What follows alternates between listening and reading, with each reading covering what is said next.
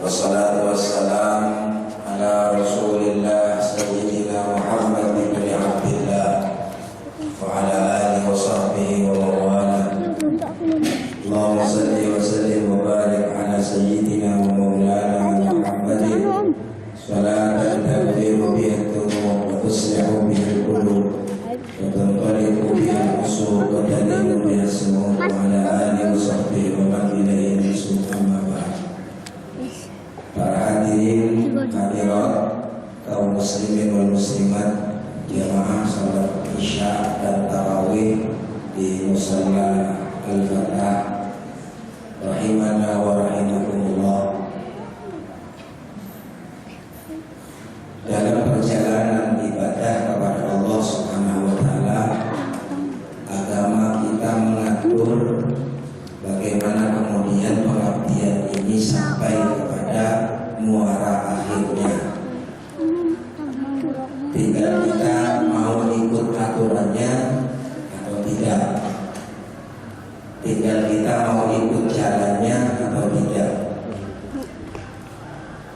Sebab ternyata para bapak ibu-ibu, apa yang kemudian disebut oleh Rasulullah itu yang pertama, ternyata itu yang paling terakhir dan digunakan sebagai bekal untuk menjalankan kembali. Saya ulang kembali. Ini teorinya yang mutlak. Apa yang oleh Rasulullah disebut di urutan pertama, ternyata itu adalah muara akhir yang nantinya kemudian digunakan kembali untuk bekal menjalankan perjalanan pengabdian lagi. Saya kasih contoh. Ketika Rasulullah SAW ditanya, ya Rasulullah, mal Islam? Apa Islam itu? Rasulullah menjawab, anta syahada la ilaha illallah wa anna Muhammad Rasulullah wa iqamas salati wa ita'az zakati wa antasuma ramadana wa tahujjal baiti man istata'a ilaihi sabila. Islam itu kata Rasulullah, kamu bersyahadat, menyaksikan bahwa tidak ada Tuhan kecuali Allah dan sesungguhnya Muhammad itu utusan Allah. Artinya hendaknya engkau menegakkan sholat dan engkau membayar zakat dan engkau berpuasa di bulan Ramadan dan engkau haji bagi kalian yang mampu. Apa yang disebut oleh Rasulullah pertama itu sebenarnya tujuan akhir. Karena tujuan akhir berarti harus tujuannya ya ke sana. Itulah kenapa makanya Imam Muhammad bin Idris Asy-Syafi'i selalu memasukkan rukun niat bagian dari kewajiban yang tidak boleh ditinggal supaya al-qasdu tujuan tetap. Kita berjalan ini para bapak ibu-ibu, nanti ada ajakan-ajakan, ada jalan di situ ajakan ke Allah, ada jalan itu ajakan ke setan. Kalau nggak terasa, sama yang dipakai alatnya itu. Sholat diajak ke jalannya Allah atau sholat diajak ke jalan setan. Sampai nanti terakhir haji itu ada panggilannya Allah, ada panggilannya setan. Sudah, kan enak teorinya sudah jelas. Ternyata para bapak ibu-ibu, yang pertama adalah sesuatu yang seharusnya kita jadikan tujuan akhir. Sampai kapan Allah kemudian menyampaikan pada tujuan akhir itu terserah Allah. Yang jelas, jikalau kita disampaikan di tujuan akhir, itu kemudian bisa digunakan sebagai bekal untuk kemudian mengabdi semakin sempurna.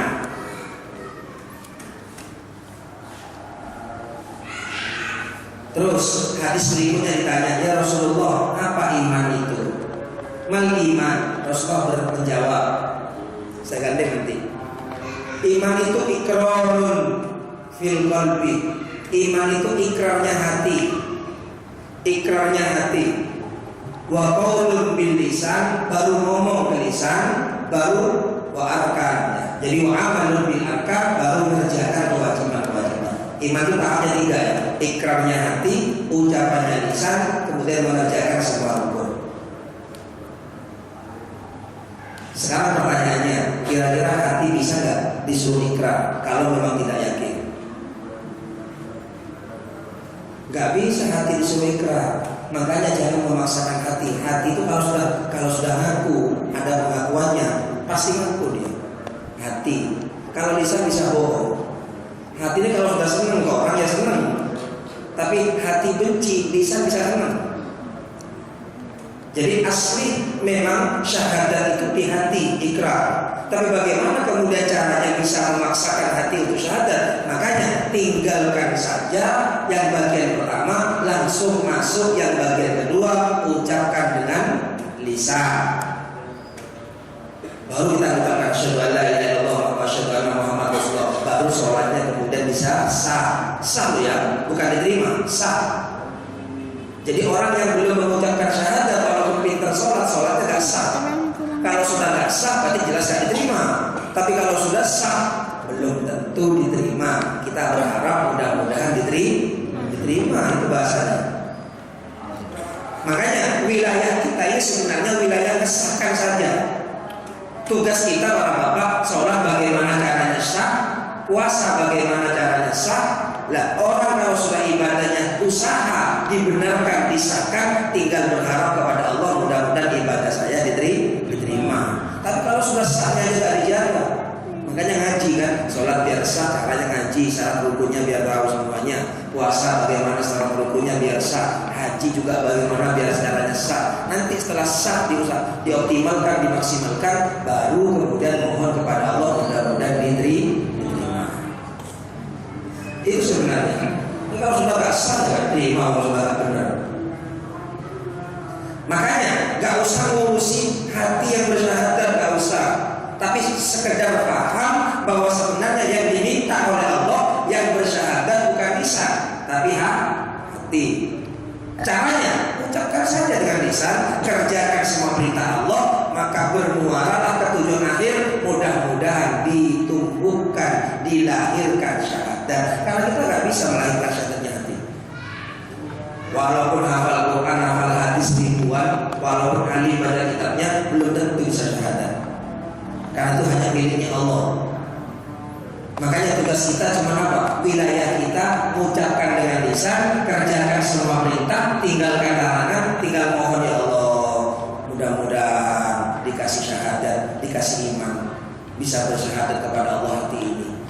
Ya apa kalau nggak bersyahadat hati ini? Itulah yang disebut dengan khaufan wa raja. Isinya orang ibadah cuma dua. Kalau nggak takut, yang ngarep gitu. Takut nggak syahadat. Nanti kalau sudah meninggal menghadap Allah bagaimana kalau nggak syahadat? Mau buktinya mulut dikunci, nggak boleh ngomong. Nanti yang disuruh syahadat itu hati, bukan lisan. Al-yawma nakhtimu ala afwahihim wa tukallimuna aydihim wa tashhadu arjuluhum bima kanu yaksibun. Makanya gak ada tujuan lain ibadah ini. Nah, saya kasih contoh lagi satu. Gak tahu siapa yang memulai pertama. Kok tiba-tiba sampai sekarang saya sampai sudah kenal dengan istilah tahlilan. Yang dibaca tahlilan itu Allah siapa yang ngarang. Kalaupun umpamanya Ki Hasyim Asy'ari sebagai ketuanya, pendiri NU-nya, ya sudah terserah. Yang penting yang perlu dipikirkan, kenapa dibaca tahlil itu ada sesuatu yang biasa dibaca padahal sebenarnya tidak ada dasarnya. Kalau Al-Ikhlas ya itu ada hadisnya, Al-Falaq An-Nas ada hadisnya. Kalau pas sampai Alif Lam Mim itu, kalau Fatihah itu ada hadisnya, Alif Lam Mim dzalikal kitabul la raiba fihi hudal lil muttaqin alladzina yu'minuna bil ghaib sampai terakhir. Ulaika ala hudan min rabbihim wa ulaika humul muflihun. Kalau kita belajar hadis, di sana Rasulullah bersabda begini, man qara'a suratal Baqarah, barang siapa yang baca surat Baqarah, artinya mulai terakhir sampai habis. Ada lagi hadisnya, man qara'a akhir suratil Baqarah, barang siapa yang baca akhir surat Baqarah. Apa akhir surat Baqarah itu? Lillahi ma fis samawati wa ma fil ard. Itu wa itu ma fi anfusikum wa fi riwayatin ada amanah Rasul bima unzila ilaihi. Itu yang akhir surat Baqarah. Itu ada hadisnya. Tapi Alif Lam Mim enggak ada. Loh kok dibaca? Sebenarnya alif lam itu mengingatkan kita bahwa sebenarnya perjalanan ibadah seperti itu. Makanya dibaca terus. Saya artikan sekarang. Alif lam mim dari kitab la raiba fi. Itulah Quran yang tidak ada keraguan di dalamnya. Hudan lil muttaqin, hidayah bagi orang-orang takwa. Di sini aja kalau kita mau berpikir begini, Quran itu jadi hidayah kalau sudah nggak ragu, apa hidayah dulu baru nggak ragu? Quran itu loh, kitab la raiba fi, kitab yang di dalamnya sebenarnya nggak boleh ragu kita ini. Ada banyak orang ragu. Contohnya saya kasih satu contohnya. Wa aqimul ayyama minkum wassalihin min ibadikum wa imaikum iyakunu fuqara ayunihumullahu min fadli. Nikahlah kalian, kalau kalian fakir nanti Allah yang mengkayakan. Sudah ayatnya jelas nikah. Tambah fakir aja. Gak tambah suki. Takut cari kawin suki kok ini. Nah, ini sekarang aku ini harus dicari teman-temannya. Bahaya kalau seperti itu, gak dapat hidayah. Makanya perlunya itu ngaji, gak berhenti. Rasulullah bersabda begini, barang siapa orang yang membiasakan baca surat Waqiah tiap malam, lam yusidil faqra, tidak akan pernah fakir hidupnya. Tiwoco Waqiah begini, gak suki utangnya pakai. Akhirnya aku gini, loh sebenarnya di Waqiah tiwoco tapi tak baru. Padahal jelas hadis ini benar. Tinggal mindset, tinggal cara berpikir untuk melahirkan husnudzon, untuk melahirkan dzikir. Sampai ke dzikir loh harus punya prasangka bagus. Gak bisa dzikir, nek nyebut bisa sampai Allah itu namanya nyebut wirid. Subhanallah, subhanallah aja bisa. Orang bisu lo bisa, cuman bunyi gak subhanallah. Allah ini. Tapi kan tetap subhanallah. Sama aja ke Allahnya nyampe sama itu. Yang ngomong subhanallah dengan yang ngomong subhanallah gak bunyi sama nyampe. Bukan itu dzikir. Dzikir itu sebelum bisa berzikir ke Allah harus husnudzon. Mana dasarnya? Ana inda donni abdi bi wa ana ma'ahu idza dzakarani. Saya ini apa kata prasangka hamba? Saya ambil samanya kalau prasangkanya bagus. Kalau misalnya jelek gak yakin ke Allah ya sudah jelas gak bersama. Kalau sudah Allah gak bersama gak bisa didikiri ya Allah. Gak bisa diingat. Wah itu Islam itu bawa ketawa semua ya. Nah, saya teruskan aja nanti ya. Ini hudan lil muttaqin. Siapa muttaqin itu? Alladzina yu'minuna bil ghaib wa yuqimunas shalah wa mimma razaqnahum yunfiqun. Pertama, orang takwa itu iman kepada yang gaib. Sampai dengan saya loh, ngaku saja Allah biar dikasih iman. Ngaku gini loh, saya gak bisa iman ya Allah. Kok gak kelihatan? Disuruh imani malaikat gak pernah lihat malaikat. Disuruh imani surga gak pernah lihat surga. Ya apa caranya? Kalau sampai nggak pernah ngaku nggak dikasih, ngaku ya Allah saya nggak iman, berikan iman saya bisa iman ke malaikat. Selama ini saya cuma menerima ya Allah, taslim percaya bahwa itu sumbernya Quran dan hadis Rasulullah SAW. Itu aja. Disuruh imani kitab-kitabnya Nabi Musa, Nabi Daud kita nggak pernah ketemu. Disuruh imani neraka nggak pernah, sampai disuruh imani Allah atau nggak pernah jumpa Allah. Ya apa caranya? Itu harus Allah sendiri yang kasih. Basic ini aja daripada lama-lama bahas alladzina yu'minuna bil ghaib, taruh dulu aja nomor 1 itu. Gak usah dibahas. Masuk langsung ke yang nomor 2, wa yuqimu nas-shalah. Salat dulu. Gak usah bahas-bahas yu'minuna bil ghaib, gak usah. Caranya kalau ingin yu'minuna bil ghaib nanti taruh dulu, masuk wa yuqimu nas-shalah wa mimma razaqnahum yunfiqun, dan apa yang dirizkikan Allah diinfakkan. Sampai nanti ada wabil akhirati hum yuqinun, dan di akhirnya mestinya harus sudah yakin. Kalau ngaji ke saya artikan gitu. Tapi kalau Qurannya artinya terjemahnya dan dengan akhirat mereka yakin lagi. Sulit. Daripada akhiratnya kiamat, toh kita belum tentu menangi, mendingan kita mikirin akhiratnya diri kita sendiri. Kapan itu? Mati itu akhirat itu. Lalu pusing-pusing mikirin dunia kiamat. Ya kalau sampai menangi dengan saya tahun 2012 kiamat semua KPB. Apa sih bingung? Wong kita belum tentu dapat jatah kiamat. Tapi kalau jatah mati pasti. Sementara mati itu kiamat. kiamat. Saudara-saudara bisa kumpul lagi yauma yafirul mar'u kiamat. Mestinya kalau sudah mati yakin. Lah kalau sudah yakin sampai tarik lagi ke depan. Kalau sudah yakin, alladzina yu'minuna bil ghaib, yakin sudah. Wa yuqimunas shalah, salatnya orang yakin. Wa mimma razaqnahum yunfiqun, infaknya orang yakin. Tarik lagi ke belakang. Makanya kalau usah bahas-bahas alladzina yu'minuna bil ghaib. Ya, jadi yang pertama itu adalah yang terakhir. Ya, karena ini pengajian nggak boleh panjang-panjang. Terakhir dari saya, mengapa di bulan Ramadan itu istimewa, bahkan keistimewaannya setiap amal tidak sama di luar Ramadan. Tadi saya sampai ada santunan anak yatim, ya jelas gak sama nyantuni anak yatim di Ramadan dengan di bulan lain, jelas gak sama. Sampai orang nasi buka saja, makan bersama tadi berbuka itu beda, pahalanya sama dengan orang puasa. Hebat itu. Boleh jadi puasa kita belum tentu diterima, tapi kalau sampai ngasih makan orang puasa buka, itu pasti pahalanya seperti orang puasa. Itu hadis itu. Jadi orang ngasih buka orang puasa, pahalanya sama dengan orang puasa. Puasanya sendiri mudah-mudahan diterima. Senang yang mana sama? Enak itu pasti. Itu hadis itu, kalau itu hadis. Karena Rasulullah orang ngasih buka orang puasa, pahalanya sama dengan orang puasa tanpa mengurangi orang puasa tersebut. Tapi orang yang puasa sendiri itu belum tentu diterima, tapi harapannya mudah-mudahan diterima. Yang penting puasanya jangan dibatalkan. Ya, jelas gak sama. Dan sampai pahami para bapak ibu-ibu, acara-acara di sini yang sudah menjadi budaya santunan anak yatim itu sebenarnya tidak menggugurkan kewajiban kita untuk menyantuni anak yatim dengan sebenarnya.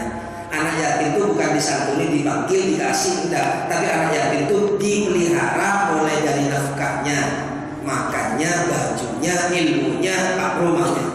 Jadi saya mencontoh ya, kalau di kampung sini ada anak yatim, ibunya janda gak punya rumah, mau bayar kontrakan gak bisa, jadi gelandangan. Ini semua sekampung kena fardu kifayah.